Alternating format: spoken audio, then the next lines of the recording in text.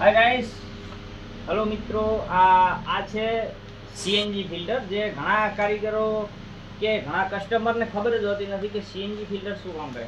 હવે આપણે જ્યારે પણ ગાડી સર્વિસ કરાવીએ એના 30,000 કિલોમીટર પ્લસ થાય એટલે આ સીએનજી ફિલ્ટર એકવાર જરૂર બદલી લાવું. આના કારણે તમારે માઇલેજમાં, પછી ગાડી પિકઅપમાં બધામાં ફરક પડી જશે. અને સીએનજી ફિલ્ટર ચોકઅપ થઈ જાય તો તમે ના બદલો તો એના ઇન્જેક્ટર પણ ખરાબ થાય છે અને ગાડીની પિકઅપ પણ ઘટી જાય છે અને એન્જિનનું પણ વેલ્યુ ઘટી જાય છે. એટલે 30,000 ગાડી ફરે એટલે CNG filter company CNG filter અવશ્ય બદલી લેવું જોઈએ. મારુતિની ગાડીમાં અને ટાટાની ગાડીમાં આ ફિલ્ટર સેમ જ લાગે છે અને કંઈ મોંઘું પણ આવતું નથી. 700 રૂપિયાનું જ ફિલ્ટર આવે છે મારુતિ કંપનીનું. એટલે 30,000 કિલોમીટર થાય ગાડી એટલે અવશ્ય બદલી નાખવું આ ફિલ્ટર.